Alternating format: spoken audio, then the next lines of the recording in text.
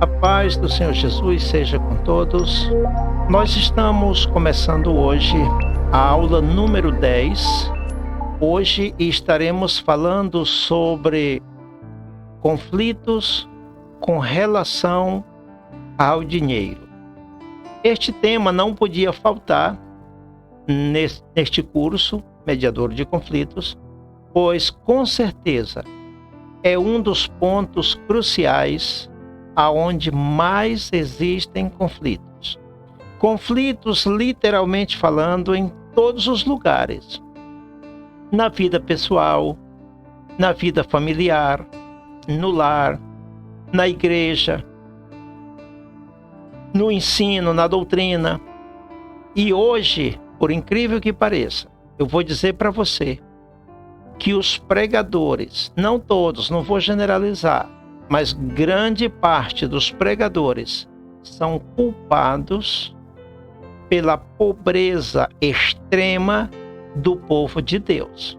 Você pode andar pelo mundo, por onde você for, você vai ver que o povo cristão é pobre. Entre nas igrejas para você ver, é pobreza extrema por todos os lados. Também não estou generalizando, cuidado, eu sei que existem pessoas bem-sucedidas financeiramente, mas falando de maioria, o povo de Deus é pobre financeiramente. A que se deve isso? Quem tem a culpa? Os pregadores. Não estou generalizando. Eu sei que se eu fosse generalizar, eu ia me incluir aí também. Eu estou fora desses pregadores causadores de pobreza no povo de Deus.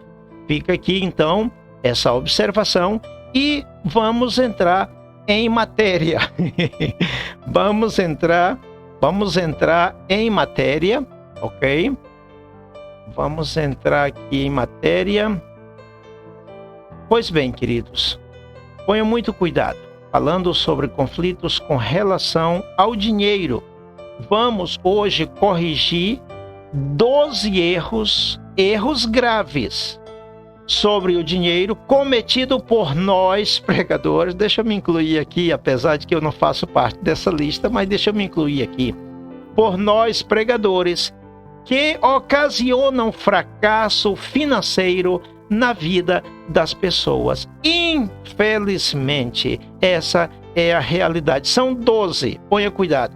Na primeira parte desta aula, nós vamos falar sobre educação financeira.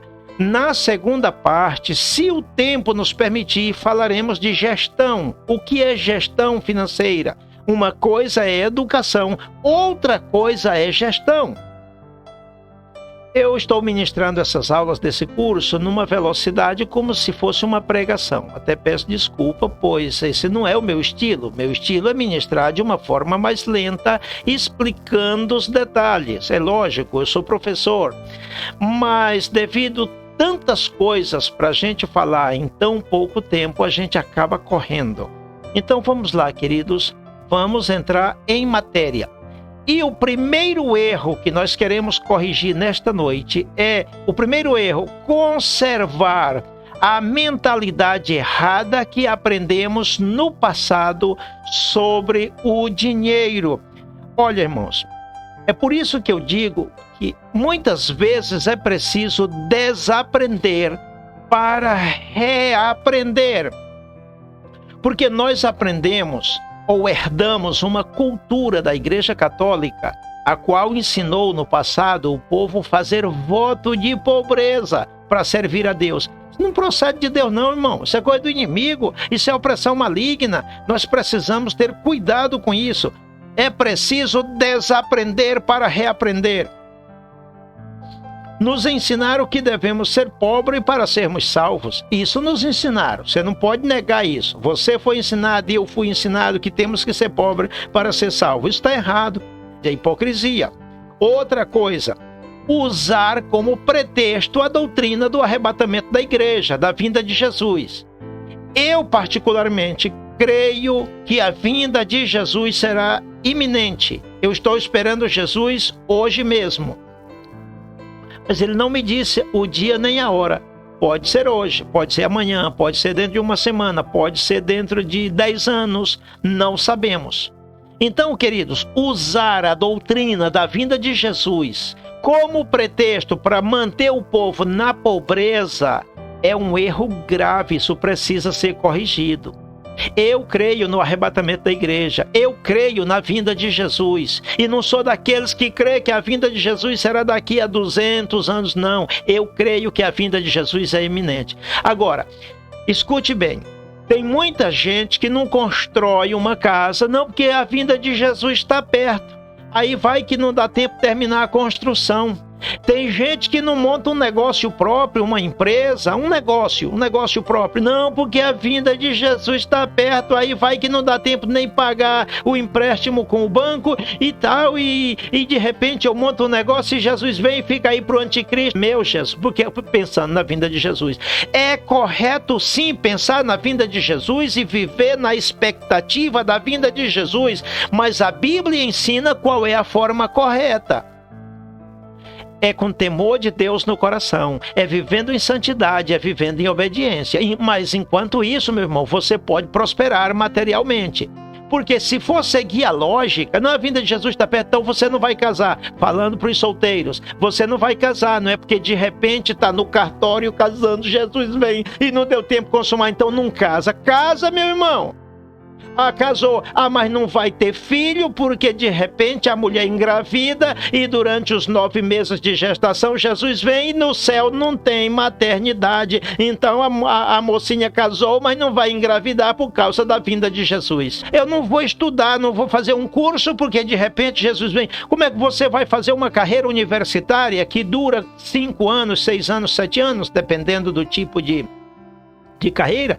Como é que você vai fazer uma... Não, eu não vou estudar não, vou ficar sem estudar, porque vai que eu ingresso na universidade e aos 2, 3, 4 anos Jesus vem e eu nem recebo o diploma. Se for pensar desse jeito, meu irmão, você termina como Matusalém, com 969 anos e sem fazer nada na vida. Então, é correto sim esperar a vinda de Jesus, com obediência, temor de Deus no coração, mas trabalhando para a vida. Não sabemos a data que ele vem.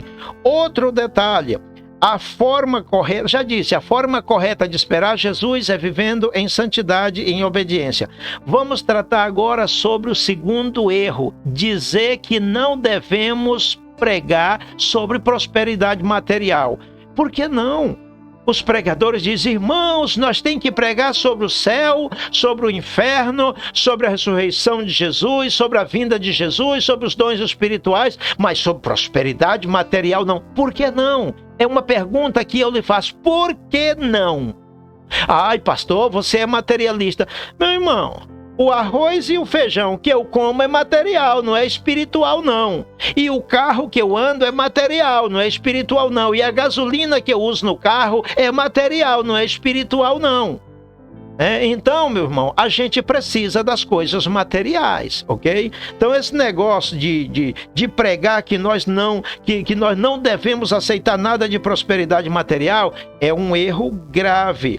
Às vezes pecamos por comissão e às vezes por omissão, por não pregar a verdade. A Bíblia fala mais de dinheiro do que do céu, do inferno e de salvação. Você sabia disso?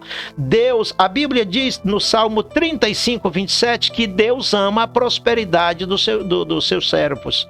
Você diz agora, o pastor Bento é a favor da prosperidade. É lógico que eu sou.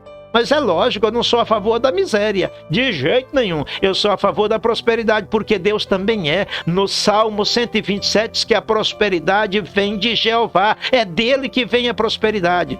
Agora, não confunda com a teologia da prosperidade, aquela que é ensinada por aí afora pelos falsos obreiros fraudulentos, que não tem nada a ver uma coisa com a outra. Não misture isto que eu estou falando com a teologia da prosperidade, a qual só serve para os que pregam que eles são os que enricam e os que ouvem permanecem na pobreza. Não misture as coisas. O que eu estou tratando aqui não tem nada a ver com aquilo, ok? Outro erro grave. Número 3, ensinar o povo a ser pobre em vez de estabelecer programas de educação e crescimento financeiro. Pastor, e tem que estabelecer isso na igreja? Tem sim, meu irmão. Tem. É preciso estimular o povo a ganhar dinheiro, a ter liberdade financeira, a não viver oprimido pelas dívidas. Meu irmão, dívida é opressão, e opressão é coisa do diabo, opressão é maldição. É preciso ensinar o povo a ter liberdade, ter liberdade. Outra coisa, nós sabemos pela Bíblia que Deus não quer que nós vivamos endividados. Olha, em Deuteronômio, capítulo 28, do versículo 11, 12 e 13, diz: o Senhor te dará abundância de bens, e tu estarás sempre por cima e não por baixo, por cabeça e não por cola. Emprestarás a muitas gentes, mas tu não pedirás emprestado. E a Bíblia diz no Salmo 37, 21, que o ímpio toma emprestado, não paga, o justo se compadece e dá. Sabe por que dá? Porque tem. Foi Jesus quem disse em Atos 20, 35, que mais bem-aventurada coisa é dar do que receber. Sabe por que é mais bem-aventurado dar? Porque quem dá é porque tem. Quem pede ou quem anda buscando é porque não tem. Então, meus irmãos, a vontade de Deus é que você tenha para contribuir, compartilhar com aqueles que não têm, ok? A Bíblia diz em Provérbios 22, 7, que o rico domina sobre os pobres, e o que pede emprestado é servo do que empresta. Você vive mendigando, pedindo emprestado, se fazendo servo dos demais, e ainda diz: eu acho que essa é a vontade de Deus. Não, meu irmão, essa é a vontade do inimigo de Deus. De Deus não. Ore, e a primeira coisa que deve acontecer é uma mudança de mentalidade. Ponha cuidado. A Bíblia diz em Romanos capítulo 13, versículo 8, a ninguém devais coisa alguma, a não ser o amor com que vos ameis uns aos outros. Não deva não, meu irmão, não deva não. Tenha condição de pagar suas contas sempre em dia, para não viver endividado, porque dívida é opressão maligna. Vamos avançar aí, queridos? Vamos agora para o erro número 4, porque são 12 e é muita coisa para a gente falar. Ponha cuidado. Pregar contra a prosperidade material e ao mesmo tempo pedir ofertas, dízimos, contribuições, coletas para a igreja. Meu irmão, isso é hipocrisia. Mas é muito comum nas nossas igrejas. Irmãos, olha só, irmãos, seja pobrezinho, porque Jesus está voltando. Não junteis para vós tesouro na terra. Está na Bíblia. Foi Jesus quem disse: não junteis tesouro na terra, não construa uma casa não, não compra um carro não compra uma bicicleta não compra uma moto não planta um pé de tomate no quintal não, que Jesus está voltando. Seja pobrezinho, traga o dízimo. Seja pobrezinho, traga uma coleta para o departamento tal. Seja pobrezinho, mas traga uma contribuição para o departamento da igreja que está precisando. E seja pobrezinho, viva arruinado, que Jesus está voltando. Não faça nada aqui não, porque vai deixar para o anticristo. Mas traga o dízimo, traga uma coleta, traga uma oferta, traga uma contribuição. Irmão, pelo amor de Deus, como é que um camarada no púlpito da igreja, ensinando o povo a ser pobre, miserável, arruinado e pedindo contribuição? Para poder pedir contribuição, tem que ensinar o povo a prosperar. Tem que ensinar, meus irmãos, tem que ensinar. É muita coisa para a gente falar. Eu considero uma atitude totalmente errada isso de ensinar o povo a viver na pobreza e pedir contribuição do povo. Por que não convida um funcionário do Sebrae para dar uma palestra para os irmãos, ensinando como montar um negócio próprio? Não, porque a vinda de Jesus está aí. Eita Jesus, uma doutrina tão linda, tão maravilhosa como é o arrebatamento da igreja, é usada como pretexto para que as pessoas vivam na miséria, na pobreza, na ruína, na escassez. Que coisa terrível. É simplesmente um erro de interpretação. Muito cuidado. Erro número 5. Pregar pobreza como se esta fosse uma bênção ou o caminho para o céu. Mas é isso que a gente vê nos púlpitos das nossas igrejas. Os pregadores pregando pobreza, ensinando o povo a ser pobre. Para quê? Para poder ganhar a salvação. Mas isso é um erro gravíssimo. De acordo com Deuteronômio 28, irmãos, pobreza financeira é maldição. Pobreza em excesso é maldição. Pastor, eu estou em pobreza extrema, o que eu faço? Faça como Jabes. A Bíblia... Desculpem ou permitam-me pronunciar Jabes.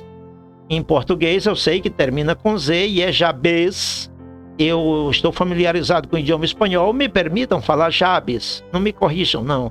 Jabes. Mas você vai dizer Jabes? Tudo bem, ok. Combinado. Jabes orou pedindo a Deus prosperidade material e a Bíblia dizia: o Senhor lhe concedeu o que ele pediu. Então não é errado orar pedindo. Aí o camarada vem com um argumento, porque eu tenho esse ministério de ensino, irmão, e eu sempre estou batendo de frente com as pessoas, e as pessoas vêm assim com um argumento: pastor Bento, mas Salomão não orou pedindo riqueza. O camarada nasceu em cima do ouro. O camarada nasceu em cima da riqueza. O camarada vivia no luxo. Vai pedir mais luxo, mas está chovendo molhado. Cada um pede o que necessita. Ele pediu sabedoria porque era o que lhe faltava. Cada um pede o que está faltando. Ele não estava precisando de ouro, nem de prata, nem de luxo, não. Isso ele tinha no palácio do pai dele. O camarada era filho de rei. Quando ele nasceu, o pai dele já era rei. Pelo amor de Deus, não usa esse argumento não, irmão, que é feio. Pelo amor de Deus. Vamos continuar. Olha só, irmão, eu vou provar para os irmãos que ser pobre não é bom. A Bíblia diz em Jó 21, 25 que o pobre morre sem ter desfrutado das coisas boas desta vida. Isso significa que nesta vida tem coisas boas para a gente desfrutar. E eu não estou falando de pecado, não. Eu estou falando de uma roupa boa, de um perfume bom. Eu estou falando de uma comida boa. Eu estou falando de uma moradia boa. Eu estou falando de um transporte bom. Coisas boas desta vida. Mas a Bíblia diz: o pobre morre sem desfrutar das coisas boas desta vida. A Bíblia diz em Provérbios 18, 23, que o pobre clama e não é ouvido. A Bíblia diz em Provérbio 10, 15, que a destruição do pobre é a sua pobreza. A Bíblia diz em Provérbio 14, 20, que o pobre é rejeitado por todos, até mesmo pelos seus parentes. Eu quero saber quem nunca foi rejeitado por parentes por causa de pobreza. A Bíblia é fiel, irmão. A Bíblia diz em Provérbios capítulo 22:7, a Bíblia diz assim: o rico domina sobre os pobres e o que toma emprestado é servo do que empresta. A Bíblia diz em Amós capítulo 8, versículo 6, que pobre é objeto de compra e venda. Se compra um pobre pelo preço de um par de sapato. Irmãos, pense nisso, irmão. Tudo que eu estou falando aqui tem base bíblica, tem respaldo bíblico. Vamos continuar. Agora, número 6, dizer que no Novo Testamento Deus só tem para nós bênçãos espirituais. Afirmando o quê? Primeiro, afirmando que nós devemos ser como Agur. Está lá em Provérbio 30. Como Jeremias, que viveu na pobreza e na escassez o tempo todo. Como Jesus, que nesta vida não teve nada. E como Paulo, que vivia de cadeia em cadeia. Um momento, irmão, vou explicar isso aqui. Eu não queria passar muito do horário, mas parece que vamos passar. Me tolerem, por favor, porque é necessário, irmão. Isso aqui é necessário tratar.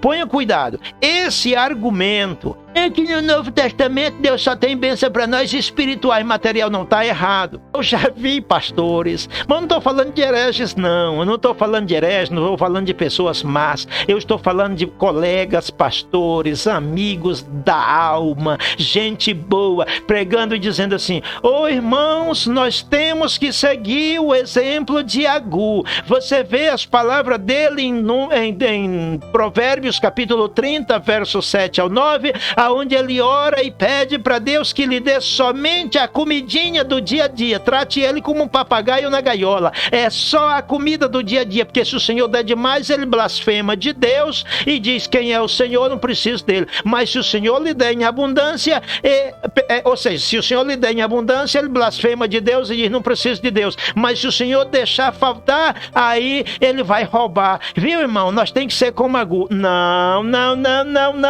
Esse ensinamento está errado. E eu estou falando isso aqui porque eu já vi. Quem sabe se não está me ouvindo aqui nesta gravação.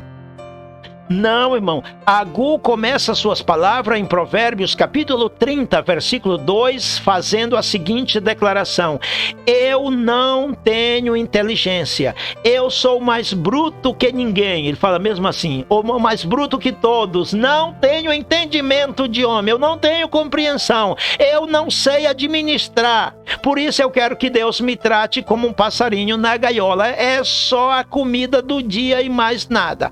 Esse não é exemplo para nós não, viu, irmão? Exemplo para nós é o do apóstolo Paulo, que disse em Filipenses 4,13, posso todas as coisas em Cristo que me fortalece. Olha o contexto de Filipenses 4, desde o versículo 10 até chegar no versículo 13, aonde Paulo diz que aprendeu a conviver com qualquer circunstância. Se Deus lhe desse abundância, ele não ia blasfemar de Deus. E se sofresse escassez, ia jejuar, mas não ia roubar, porque ele tinha entendimento diferente de Agur. Esse exemplo de Paulo sim é bom para nós, o de Agur não serve para nós. Paulo tinha entendimento, Paulo disse, eu estou instruído, eu sei ter abundância e sei viver na escassez, eu estou instruído, o Agur não estava.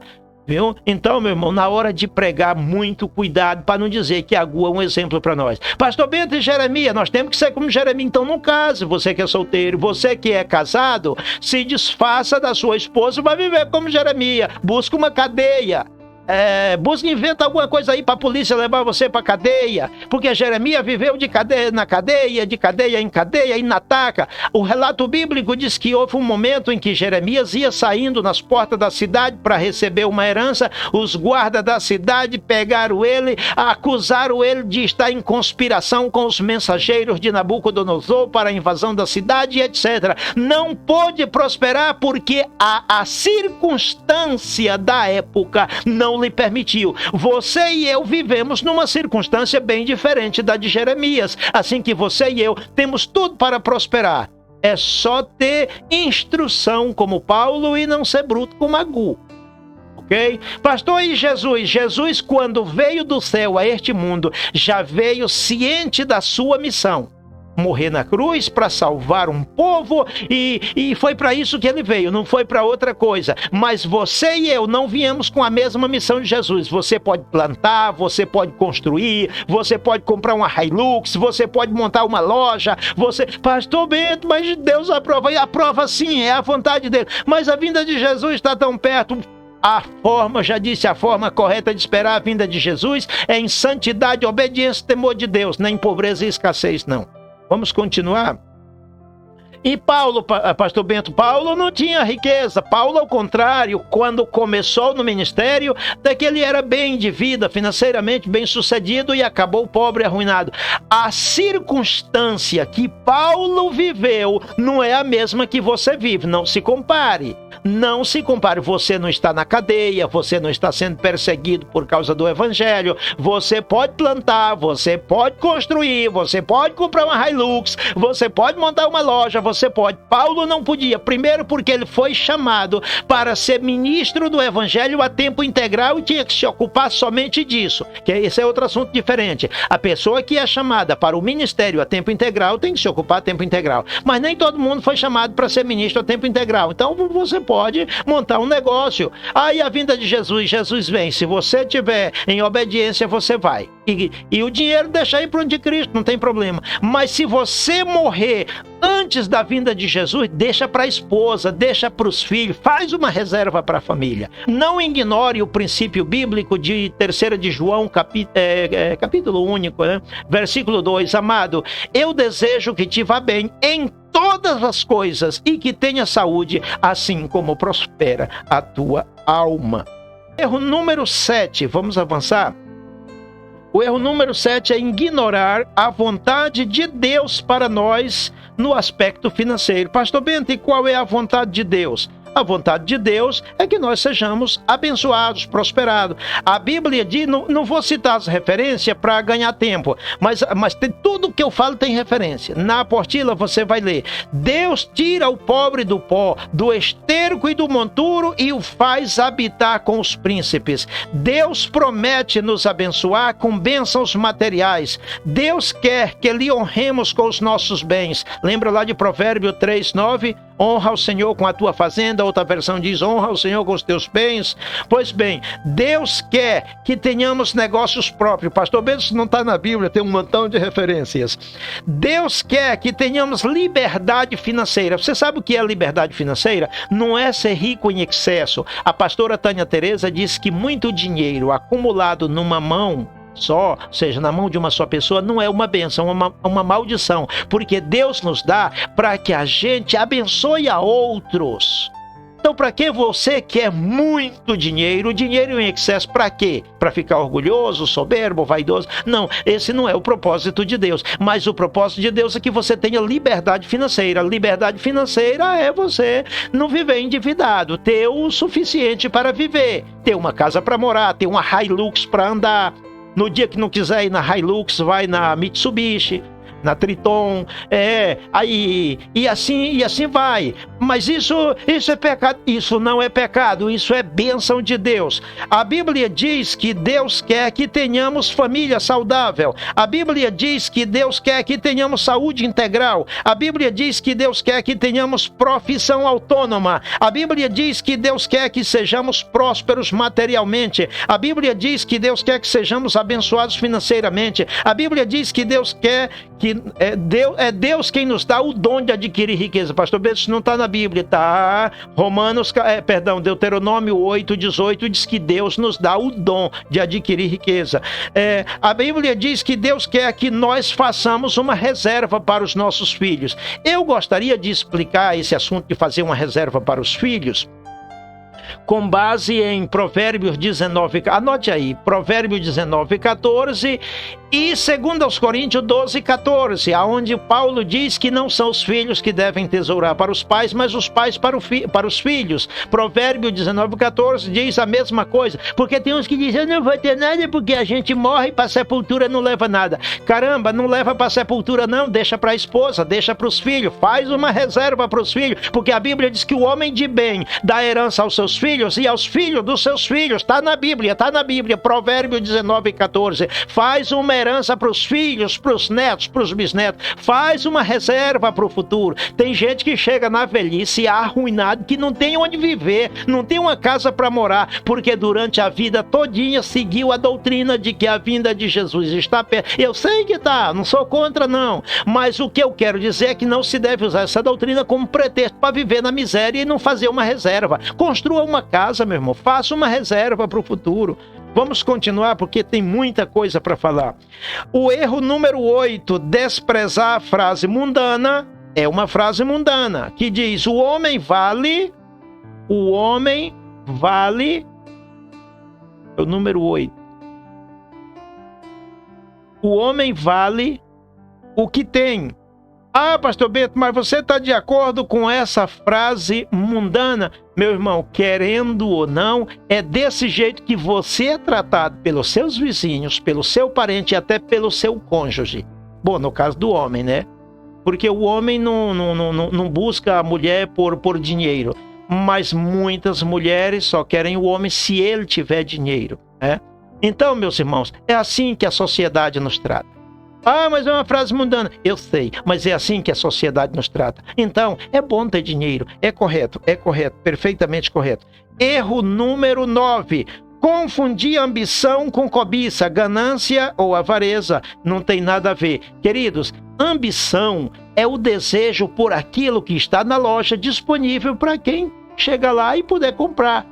Você viu um celular custoso, um paletó, uma roupa, diz, eu vou trabalhar, vou reunir dinheiro, vou comprar. Isso é uma ambição. É pecado? É não, meu irmão, não é pecado não. Pecado é cobiçar o alheio.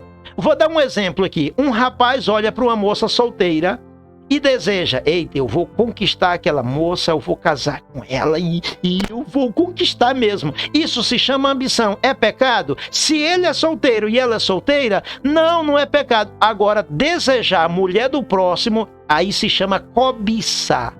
Cobiça é diferente de ambição. Ficou clara a explicação? Número 10. Pensar que Deus vai abençoar-nos sem fazermos a nossa parte. Não pense isso não, irmão. Deus não abençoa quem não faz a sua parte. Eu gostaria de explicar isso. Na apostila está citado vários personagens da Bíblia que foram abençoados por Deus, mas eles fizeram algo para Deus abençoar. Gênesis capítulo 26, versículo 12 diz: e semeou naquela terra a Isaque e colheu 100 por um, porque o Senhor o abençoou. Por que que ele colheu? Porque o Senhor abençoou. Porque o Senhor abençoou, porque ele plantou. Porque se não planta, não colhe. O que mais temos aí? Não fazer uma reserva para a família. Irmão, é preciso fazer uma reserva para o futuro. É bíblico, é bíblico, é bíblico. Pelo amor de Deus, não invente argumento para me contradizer e me chamar de materialista. Está na Bíblia. Tem que fazer uma reserva para a família. Tem que fazer uma reserva para a velhice. Tem que se preparar para os dias finais da vida. É correto. Número 12, eu anunciei que era 12, chegamos no 12. Não fazer planejamento pessoal e deixar as coisas acontecerem por acaso. Em Lucas capítulo 14, verso 28 a 30, Jesus dá uma lição linda sobre a providência, sobre o planejamento para o futuro. Planejamento. Vamos avançar, queridos, que eu não tenho muito tempo aqui para explicar esse ponto. Para quem faz apologia à pobreza, é bom saber disso. Primeiro, Deus não condena os ricos, nem proíbe seus servos adquirir riquezas. Está aí a referência. Eu tenho muitas coisas para falar dentro desse ponto, não vou falar. Está na apostila. Deus não condena os ricos, senão ensina como devem se comportar. Eu tenho um montão de referência. Eu estou com a Bíblia aqui toda cheia de marcações que eu gostaria de ler aqui mesmo para vocês, aonde a Bíblia ensina como os ricos devem se comportar. Uma das referências que eu tenho aqui é Jeremias capítulo 9, verso 23 e 24, aonde o profeta diz: não se glorie o sábio na sua sabedoria, nem o forte na sua força, nem o rico nas suas riquezas. Mas o que se gloriar, glorie-se nisto, em me conhecer e saber que eu sou o Senhor, que faço juízo e justiça na terra, porque destas coisas me agrado, diz o Senhor. Em 1 Timóteo capítulo 5, versículo 17, ali tem um ensinamento profundo ensinando como. Então, pastores que estão me ouvindo, se os membros da sua igreja começam a enricar e ganhar dinheiro e se tornar próspero, deixa prosperar financeiramente. Agora, ensina eles a respeito da humildade. Ensina eles a não ser soberbos, avarentos, a não se deixarem dominar pelo dinheiro, porque o pecado é ser servo do dinheiro. Eu reuni um montão de referências. Eu tenho um livro. Na verdade, eu escrevi 12 livros sobre esse tema, gestão financeira, educação financeira. Eu vou fazer chegar nas mãos de vocês esse material. No livro Hermenêutica Financeira, eu pego todos os versículos que falam de dinheiro e eu dou uma explicação hermenêutica e exegética para cada um, meus irmãos, para cada versículo. Ponha cuidado. Por exemplo, tem gente que vem com argumento: quero dinheiro não, porque em Mateus capítulo 6, versículo 24, Jesus diz: não podeis servir a Deus e as riquezas. Sim, o versículo é lindo, o versículo está certo, não tem nada errado. Pois é, então não quero dinheiro não, porque Jesus diz... Não, Jesus disse que não devemos servir, ser servo. Possuir, sim. Você pode ter dinheiro e ser senhor sobre ele, mandar nele, dominar ele, não ser dominado, porque tem gente que quando tem um dinheirinho se torna escravo dele, passa a ser dominado por ele. Então não é pecado possuir as coisas, irmão. Pecado é se tornar escravo das coisas. Não é pecado ter dinheiro, pecado é ser escravo do dinheiro. Servo quer dizer escravo, dominado, submisso. Não pode, irmão. Não pode. Vamos continuar? Nem todos sabem lidar com a abundância. O filho pródigo, por exemplo, quando pegou um dinheirinho, se perdeu. Então, na igreja tem muita gente que não pode ter um dinheirinho. Deus mesmo, a propósito, mantém ele com 2 calças e 2 camisas. Uma para ir para o trabalho e outra para ir para a igreja. Pastor, e se Deus der mais uma muda de roupa, ele vai para o mundo. Uma é para ir para o trabalho, outra para ir para a igreja, outra para ir para o mundo. Se desvia. Tem gente que não pode possuir um dinheirinho, nem pouquinho, que se desvia mesmo. Eu sei disso, irmão. Não é todo mundo que pode ter dinheiro, não. Outra coisa, eu não estou aqui fazendo apologia a riqueza extrema em excesso. Não me mal interpretem, pelo amor de Deus. Mas eu também não aceito apologia à pobreza em excesso, irmão. Os extremos são maus. É preciso um equilíbrio. Continuamos aqui. Vamos falar um pouquinho sobre os obstáculos. Meu Jesus. Obstáculos à bênção de Deus na vida das pessoas. Eu quero mencionar aqui 3 obstáculos. Número 1, a religiosidade. Ai, não pode ter dinheiro. Não, que dinheiro é coisa do diabo, coisa do anticristo. Religiosidade. Eu tenho que ser pobre para ser salvo. Religiosidade. Isso é um obstáculo que impede as pessoas de prosperar.